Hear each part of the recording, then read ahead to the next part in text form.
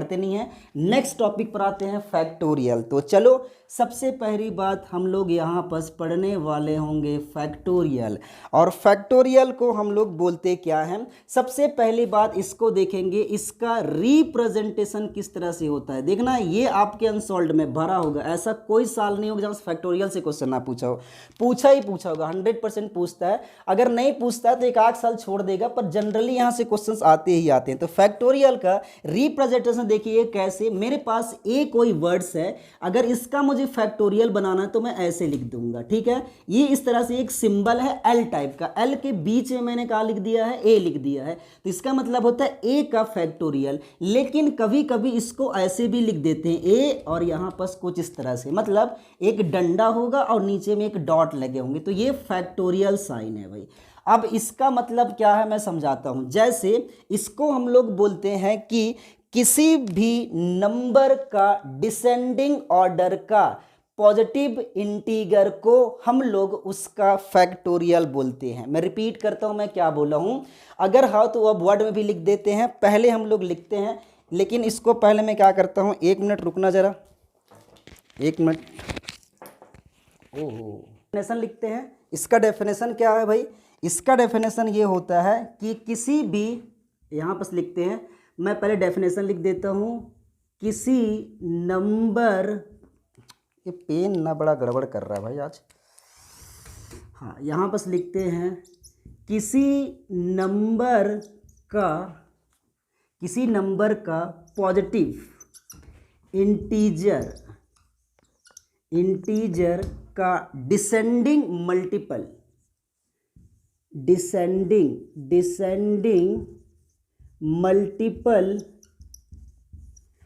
का रिजल्ट को फैक्टोरियल कहते हैं। पहले ये डेफिनेशन लिखिए, फिर मैं आपको समझा। डिसेंडिंग मल्टीपल के रिजल्ट को फैक्टोरियल कहते हैं। अगर इंग्लिश मीडियम वाले होंगे तो क्या लिखेंगे भाई? इसको तो आराम से कह सकते हो कि integer multiple of the number, नहीं, positive integer of any numbers is called factorial. तो आप चाहो तो इंग्लिश में इसको ट्रांसलेट कर ही सकते हो, वैसे मैंने इंग्लिश से ही लिखा हुआ है। तो चलो इसका मतलब मैं आपको समझाता हूँ कि ये डिसेंडिंग का क्या मतलब होता है। तो बताओ, जो हिंदी मीडियम से बिलोंग करते होंगे, इस डिसेंडिंग का मतलब होता है घटते क्रम, ठीक है। इसको बोलते हैं हम लोग डिसेंडिंग ऑर्डर, या घटते क्रम बोलते हैं, या डिक्रीजिंग ऑर्डर बोल सकते हो। मैं इसको घटते क्रम बोल रहा हूं भाई। तो क्या करना है कि फैक्टोरियल को रिप्रेजेंट इस तरह से किया जाता है। अब इसका डेफिनेशन भी मैंने बता दिया है कि किसी भी नंबर का पॉजिटिव इंटीजर का मतलब पूर्णांक 1 2 3 4 5 होना चाहिए, उसी का जो मल्टीपल का मतलब होता है गुणा, इंटीजर का जो गुणांक का रिजल्ट होगा उसी को हम लोग फैक्टोरियल बोलेंगे। जैसे मैं समझाता हूं कि मेरे पास दिया हुआ है क्या, यहां पर मैं बनाते जाता हूं कि मेरे पास 1 का फैक्टोरियल दिया है। अगर मैं चाहूं तो इसको 1 फैक्टोरियल भी लिख सकता हूं। बताओ 1 का और मैं डिक्रीजिंग ऑर्डर में लेके जाऊं तो कितने के साथ मल्टीप्लाई कर सकता हूं? तो आप केवल एक है, देखिए साथ मल्टीप्लाई कर सकते हो, लेकिन हम 2 लिखते हैं। जैसे 2 हुआ तो 2 का फैक्टोरियल मैं ऐसे भी लिख सकता हूं, ऐसे भी लिख सकते हैं, ऐसे भी लिख सकते हैं। अब मुझे क्या करना है कि अगर इसका मैं फैक्टोरियल बनाऊंगा तो 2 को हम तब तक लेके जाएंगे जब तक 1 ना पहुंच जाए, मतलब इसको डिक्रीजिंग ऑर्डर में अरेंज करते जाएंगे। पर ध्यान रखिएगा वो इंटीजर होना चाहिए, मतलब 2 × 1 = कितना हो सकता है? 2। तो देखो 2 को हम कितने तक डिक्रीजिंग ऑर्डर में ले सकते हैं? केवल एक ही तक ले सकते हैं। दूसरा देखते हैं, जैसे मैं यहाँ पर फैक्टोरियल 3 निकाल रहा हूँ, तो ये क्या हो जाएगा? 3 फैक्टोरियल = बताओ 3 का हम लोग और कितना मल्टीप्लाई कर सकते हैं? 2 × 1, ये कर सकते हैं ना। तो 3 का 2 से मल्टीप्लाई करो 6 का 1 से मल्टीप्लाई कितना हो जाएगा? 6। और इसको थोड़ा सा और समझाते हैं, देखिएगा कैसे। ये तो 3 का हो गया है और मैं आपको 4 का समझाने की कोशिश करता हूं तो आपको क्लियर हो जाएगा, शायद ऐसे लग रहा है मुझे। मेरे पास एक फैक्टोरियल दिया है 4 का, जिसको अगर मैं चाहूं तो ऐसे लिख सकता हूं, और अगर ऐसे लिखोगे तो अच्छा है, 4 होगा। 4 यहाँ पर 4 लिखेंगे।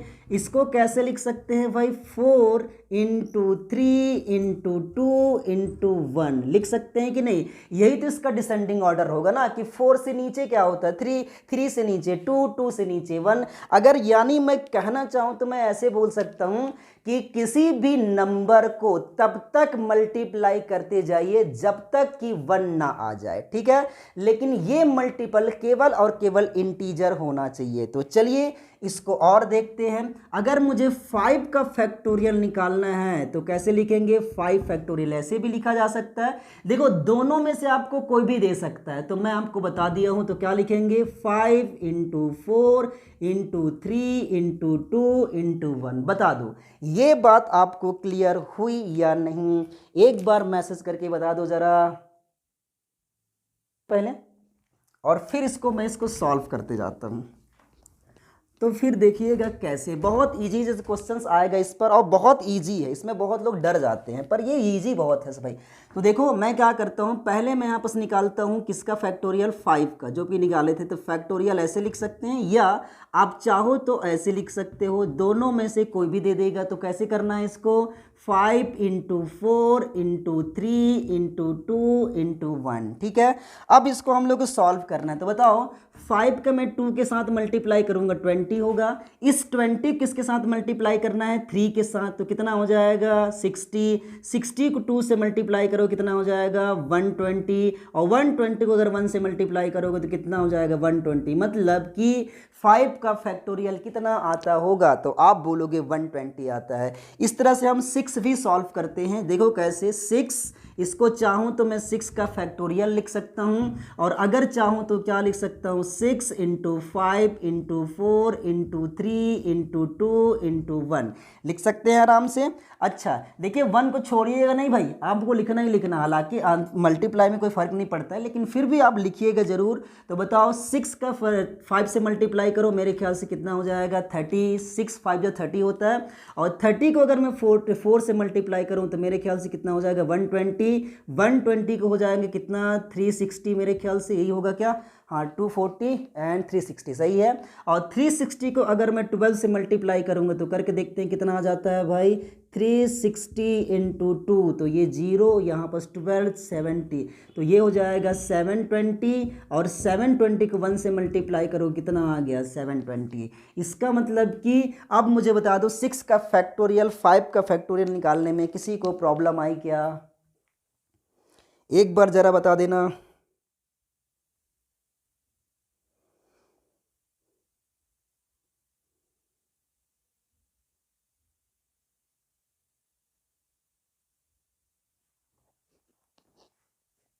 तो इसको हम लोग चलते हैं आगे, इसको मैं रफ करता हूँ, सॉल्यूशन देखते हैं। और इसका सॉल्यूशन कैसे आता है, इसका क्वेश्चंस बहुत सिंपल सा क्वेश्चंस रहता है। Find the factorial of followings लिखेगा, और यहाँ पर बोलते हैं कि फाइंड द वैल्यू ऑफ, ऐसे लिख सकता है जो भी लिखे। तो क्वेश्चन इस तरह से आ सकता है कि find the value of following,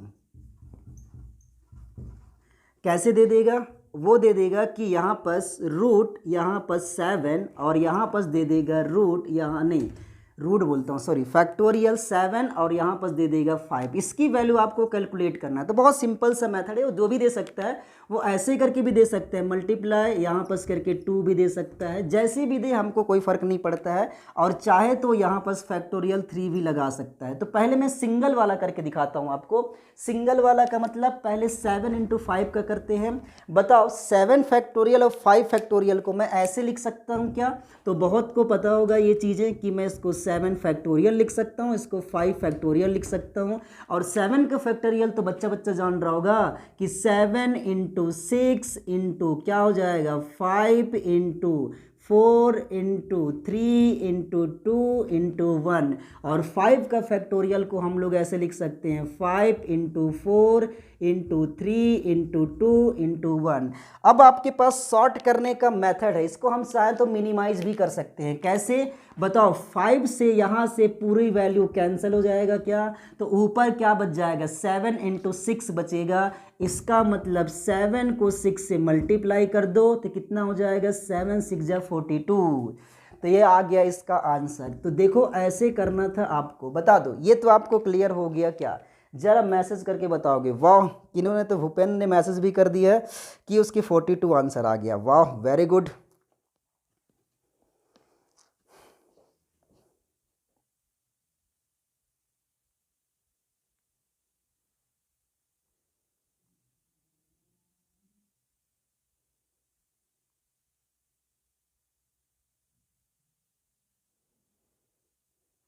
चलिए आगे सॉल्व करते हैं। आगे इसको मैं रफ कर देता हूँ और आगे का और क्वेश्चन देता हूँ और उस क्वेश्चन को सॉल्यूशन करते हैं। उसके बाद ये टॉपिक फिनिश्ड है। पूरा मैथमेटिकल कॉन्सेप्ट डिटर्मिनेंट को छोड़कर मैंने पूरा कंप्लीट करा दिया है भाई। और उसके अलावा आपको ज़्यादा पढ़ने की ज़रूरत भी नहीं है, इससे ज़्यादा टाइम दे भी नहीं सकते इसको। लेकिन ध्यान दीजिएगा, यहाँ से सॉलिड नंबर आते हैं भाई। सॉलिड नंबर का मतलब सॉलिड नंबर आते हैं, मतलब कि यहाँ से क्वेश्चन आपके नंबर कटेंगे नहीं, जितना आप बना दिए 100% मिल जाएगा। तो चलो एक और क्वेश्चन देखते हैं किस तरह से दिया है कि find the value of followings रहेगा। और क्वेश्चन नंबर 2 देखो ये कहा दे रखा है कि यहाँ पर उसने दिए है 6 मल्टीप्लाई उसने दे दिया है 5 ऐसे करके, और यहाँ पर दे दिया है मल्टीप्लाई साइन नहीं लगाएगा, वो फैक्टोरियल भी लगा सकता है, उसके ऊपर डिपेंड करता है। ये 4 हो गया और यहाँ पर उसने दे दिया है 10। ठीक है, अब इसका फैक्टोरियल 10 नहीं करते हैं, थोड़ा टफ हो जाएगा, इसलिए मैं क्या कर देता हूँ 2 फैक्टोरियल कर लेता हूँ। अब आपको इसको सॉल्व करना है। तो पहले बताओ, इसको अगर हम चाहें तो 6 का फैक्टोरियल लिख सकते हैं, और इसको मैं चाहूँ तो 5 का फैक्टोरियल लिख सकता हूँ, इसको चाहूँ तो 4 का फैक्टोरियल। आप डायरेक्ट भी कर सकते हैं अगर चाहें तो, मैं ऐसे बस बता दे रहा हूँ कि ऐसे भी क्वेश्चन पूछे की पॉसिबिलिटी रहेगी।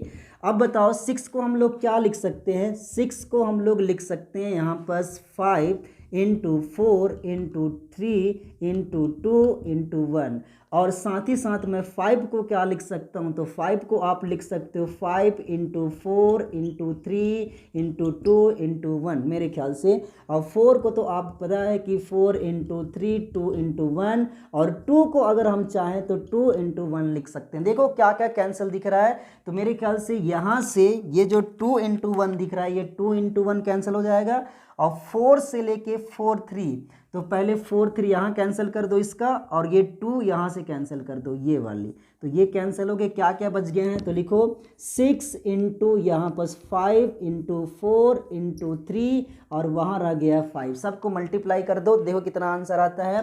6 5 जा हो जाएगा 30, 30 4 जा हो जाएगा कितना 120, और 120 को 3 से मल्टीप्लाई करो तो कितना हो जाएगा 360। हाँ, तो ये हो जाएगा 360, और 360 को 5 से मल्टीप्लाई कर दो, करके देखते हैं कितना आता है। जो भी आंसर आएगा वही आपका आंसर हो जाएगा। 360 नहीं है, इसको आपको मल्टीप्लाई करना है, तो मैं नीचे लिख दे रहा हूँ कि 360 इंटू क्या करना है भाई 5, इसका जो भी आंसर आएगा वही आपका आंसर रहेगा। तो मेरे ख्याल से आपको क्लियर हो गया होगा। ये चीज़ें तो आपको दिक्कत नहीं ही करना चाहिए, पास कराने का मैथड कर देगा। ध्यान से देखना, फर्स्ट ईयर में पास होने का एक मैथड है, और मैथड क्या है वो चीज़ें, परसेंटेज के पीछे एटलीस्ट आप मत भागना। क्यों मैं बता रहा हूँ, परसेंटेज बनाने के लिए आपके पास 2 ईयर रहता है, सेकंड ईयर और फाइनल ईयर, उसमें परसेंटेज उठते हैं। तो पहले ये कोशिश करना कि हम लोग एटलीस्ट फेल ना हुए, क्योंकि फर्स्ट ईयर में मैक्सिमम स्टूडेंट की खासियत रहती है वो फेल हो जाते हैं। तो ये क्या करना है अपने को, और देखना ज़्यादातर ये होता है कि केमिस्ट्री के अंदर बायोलॉजी वालों की प्रॉब्लम रहता है, ज़्यादातर जो स्टूडेंट फेल होंगे वो केमिस्ट्री में होंगे। तो हम लोग क्या करने वाले होंगे, हम लोग ऐसा कुछ करने वाले होंगे कि हमारे पास पेपर रह गया फर्स्ट, और ये सेकंड, और यहाँ पर थर्ड। अब देखो हमको क्या करना है, इनमें से अपने को पूरा ऐड करवाने के बाद हमको एटलीस्ट 34 नंबर लाना है। 33 बोलते हैं पर मैं बोल रहा हूँ 34 लाना है, ठीक है। मिनिमम नंबर आपको 34 लाना है, 33 आप बाउंड्री में आ जाते हो, पर आप 34 लाना। इतना लाने के बाद पास हो जाना। बट जितना ईजी लग रहा है उतना ईजी है नहीं, मैं समझाता हूँ कैसे, समझो। अब क्या करते हैं, देखो अगर इसमें 5 यूनिट हैं, 5 यूनिट को पहले देता पेपर 33 के नंबर का होता है ये वाली, और ये भी 33 नंबर का होता है, तो हो गया 66, और ये थर्ड पेपर जिसको हम फिजिकल बोलते हैं वो 34 का होता है। अब यहाँ पर मैं आपको बताता हूँ कहाँ कहाँ से आपको ज़्यादातर नंबर पाना है और कहाँ से आपको ज़्यादा नंबर पाने की पॉसिबिलिटी होती है। तो सबसे ज़्यादा अगर आप फिजिकल आपका स्ट्रॉन्ग है तो सबसे ज़्यादा नंबर फर्स्ट ईयर के अंदर में इस पेपर के अंदर में आते हैं। मैं बता रहा हूँ फिजिकल केमिस्ट्री पेपर थर्ड के अंदर में कहाँ कहाँ से आएंगे, मैं बता रहा हूँ कहाँ कहाँ से आएंगे। इसका पहला जो चांसेस आप छोड़ना ही नहीं, मैथमेटिकल कॉन्सेप्ट जो मैं आपको सिखा रखा हूँ, ये एक बहुत ही इंपॉर्टेंट टॉपिक है मैथमेटिकल कॉन्सेप्ट, इसको आप मत छोड़ना। और आपको क्या क्या पढ़ के जाना है, integration, differentiations, graphical representation, log method, बस इतना पढ़ के जाओगे तो भी आपके नंबर आ जाएंगे। और ये यूनिट कितने नंबर कवर करता है, तो एटलीस्ट 7 नंबर तो कवर करता ही करता होगा। इसका दूसरा यूनिट मैं बता रहा हूँ आपको, केमिकल काइनेटिक्स। फिजिकल का दूसरा यूनिट जो आपको पास कराएगा ये हो जाएगा केमिकल काइनेटिक्स। केमिकल काइनेटिक्स अगर जिनको फिजिकल थोड़ा वीक लग रहा है तो क्या करेंगे, तो आपको एटलीस्ट इसका इक्वेशन तो याद कर ही सकते हो। हालांकि मैं पढ़ाऊंगा इसको 100% पढ़ाऊंगा। वो 7 यहाँ से 7, अगर दोनों को आप ऐड करते हो तो कितना नंबर का हो गया 14 में। ठीक है, चलो हम 14 मान लिए। एक यूनिट और आप कवर कर सकते हो यहाँ से, कोई सा भी आपको जो भी लगता है, पर मैं आपको रिकमेंड करता हूँ वो टॉपिक है सॉलिड स्टेट। ठीक है, ये टॉपिक ऐसा टॉपिक है जो कि आप इसको जब तक नहीं पढ़ेंगे आपको यहां प्रॉब्लम करेगा, पर सॉलिड बहु की बहुत दिक्कत होता है, उसको पढ़ाना भी गड़बड़ हो जाता है। इसलिए आप देख लेना इसमें से एक टॉपिक और ऑप्शनल रखना कि इन दोनों में आपको इतने नंबर लाना है। आप बोल रहे हो 7 में 7 तो लाना पॉसिबल नहीं है, मैं ही मानता हूं, चलो ठीक है 10 नंबर तो ला सकते हो दोनों यूनिट से। 14 में से आप कितना ला सकते हो, 10 तो ला ही सकते हो। अगर 10 ले आ गए हो और एक यूनिट यहाँ से आप 4 नंबर भी ले आते हो ना, 3 नंबर, तो 30 नंबर हो जाते हैं। तो 13 नंबर आपने, मैं मान के चल रहा हूँ 3 यूनिट के द्वारा आपको कितने नंबर लाना है, 13 नंबर। ठीक है, अब आपको क्या करने वाले होंगे, देखो अब आना फर्स्ट यूनिट में। फर्स्ट को बता देता हूँ, ऑर्गेनिक का भी बहुत स्कोरिंग मार्क्स होता है। अगर मैं ऑर्गेनिक आपको पढ़ा दूंगा तो बहुत अच्छे नंबर्स आ जाएंगे, क्योंकि ये मेरे स्ट्रॉन्ग पोर्शन में आता है। चलो, लेकिन इनऑर्गेनिक बता रहा हूँ, इसमें आपको कौन कौन से टॉपिक नहीं छोड़ना है। पहली एटॉमिक स्ट्रक्चर 100%, ये आपको छोड़ना नहीं है किसी भी कंडीशंस में, ये आपको पढ़ाऊंगा मैं। दूसरा इसी के अंदर में आता है, 2 पार्ट में है, atomic structure plus periodic properties, तो ये आपको छोड़ना ही नहीं है, किसी भी कंडीशन में नहीं छोड़ना है पीरियोडिक प्रॉपर्टीज। और कोशिश करना कि इस चीज़ को आप रट्टा मार के ना जाओ भाई, इसको आप रट्टा मार के मत जाना। बाकी रट्टा मारने के लिए आपको सब्जेक्ट बता देता हूँ कौन कौन से टॉपिक को आप रट्टा मार के जाइएगा, गलती मत करना, बहुत गड़बड़ हो जाएगा अदरवाइज। ठीक है, तो ये पहला टॉपिक्स है, इसको आपको छोड़ के जाना ही नहीं है, ये आपको 7 से 8 नंबर दे ही देता है। दूसरी बात मैं बता देता हूँ, इसके अलावा इसका केमिकल बॉन्डिंग, ये भी आपको छोड़ना ही नहीं है, किसी भी केस में नहीं छोड़ना है भाई। ये एटॉमिक स्ट्रक्चर तो मैं आपको 4 दिन के अंदर ही कंप्लीट करा दूंगी वाली। देखो दोनों को अगर आप करोगे तो 40 नंबर्स आता है। ठीक है, ये 40 नंबर आ गया। अगर आपको रट्टा मारने का ज़्यादा ही शौक है, मतलब कि आपको लगता है कि मैं आपको कॉन्सेप्ट बिल्कुल समझा नहीं पाया, आप समझ नहीं पाए हो, तो एक तरीका बता जहां आप रट्टा मार सकते हो, और वो कॉन्सेप्ट है कौन सा, ब्लॉक ऑफ एलिमेंट। मेरे ख्याल से एस और पी ब्लॉक एलिमेंट, इसको आप रट्टा मार के चल देना। अगर आप रट्टा मार लोगे तो भी आप कोई फर्क नहीं पड़ने वाला होगा, ये तो रट्टा मारने वाला सब्जेक्ट ही है इनऑर्गेनिक में। तो इन दोनों को आप रट्टा नहीं मारना है, इन दोनों आप कॉन्सेप्ट पर ध्यान देना है। तो मैं कितना बोल रहा हूँ, 14 मार्क्स यहाँ से, 3 नंबर यहाँ से, तो एटलीस्ट 17 में से आप फिर भी अगर आप कितना ले आते हो कि वहाँ पर हमने 14 काउंट किया तो 14 नंबर यहाँ, तो 28 नंबर तो वैसे ही हो गया। सिमिलरली ऑर्गेनिक के अंदर भी आप 10 नंबर ले आओगे तो आराम से 34 नंबर तो आपकी आ ही जाएगा। एटलीस्ट मैं बोल रहा हूँ 3-3 मिनट के द्वारा बोल रहा हूँ, आपको 5 मिनट कवर करने की जरूरत नहीं बोल रहा हूँ, मैं 3 मिनट बोल रहा हूँ, जो कि आप सॉलिड कर सकते हो।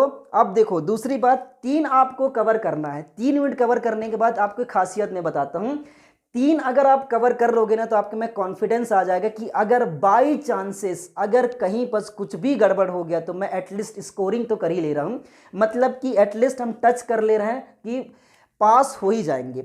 अब मैं बोल रहा हूँ 5 मिनट आपको पढ़ के जाना ही जाना पड़ेगा कुछ भी करके। 3 मिनट आप सॉलिड रखो, 3 मिनट भी नहीं रखते 2 मिनट आप सॉलिड रखो, 3 मिनट को आप ऑप्शनल में रखो। ऑप्शनल का मतलब ये है कि अगर मेरा बाई चांस, हालांकि बिगड़े नहीं, इस तरह से करना कि सारा क्वेश्चन रट्टा जाए, कुछ भी करके 2 यूनिट की स्ट्रॉन्ग करने के बाद बाकी जो रिमेनिंग 3 यूनिट बचते हैं सारों का बोल रहा हूँ, इसका 2 यूनिट आप कवर कर लेना। स्ट्रॉन्ग पोर्शन कौन कौन सा मैं बता दूंगा, स्टीरियोकेमिस्ट्री और दूसरा इसका रिएजेंट वाला पार्ट आता है, वो बहुत इंपॉर्टेंट टॉपिक्स है। यहाँ से आप दो चीज़ कवर कर लेना, जहाँ से रिएक्शन मैकेनिज्म पढ़ाई जाती है वो वाली मैं बताऊंगा कौन कौन सा ऑर्गेनिक के अंदर में। 2 यूनिट यहाँ से, 2 यूनिट मतलब टोटल 2 यहाँ से आपको कवर करने हैं, 2 यहाँ से करना है, 2 यहाँ से, तो टोटल कितने हो जाएंगे 6 यूनिट। देखो 2 यूनिट आप पास हो जा रहे हो केवल 2-2 यूनिट के अंदर में, बाकी 3 जो नंबर है वो आपके परसेंटेज इंक्रीज करने का काम करेंगे। तो पहले अगर आपको ऐसे लगता है तो मैं आपको बेस्ट मेथड बता दे रहा हूँ। वो बेस्ट मेथड ये है कि आप बीएससी फर्स्ट ईयर में सबसे पहले 2 यूनिट की प्रिपरेशन स्ट्रांगली करो, और उसके बाद जो 3 यूनिट रह जाते हैं उसको आप क्या करोगे, एक अदर हैंड में रखना कि अगर बाई चांसेस मेरे कुछ भी गड़बड़ हो गए तो मैं वहां से कवर कर लूंगा। तो देखना पहले 2 यूनिट आप स्ट्रांग रखो, उसको छोड़ना ही नहीं है आप कुछ भी करके, बाकी 3 यूनिट आप छोड़ दो भी तो भी दिक्कत नहीं आने वाला है। ऐसे पढ़ना है भाई, ये बीएससी फर्स्ट ईयर पढ़ने का मेथड होता है। मेरे ख्याल से आपको समझ में भी आ गया होगा ये चीजें।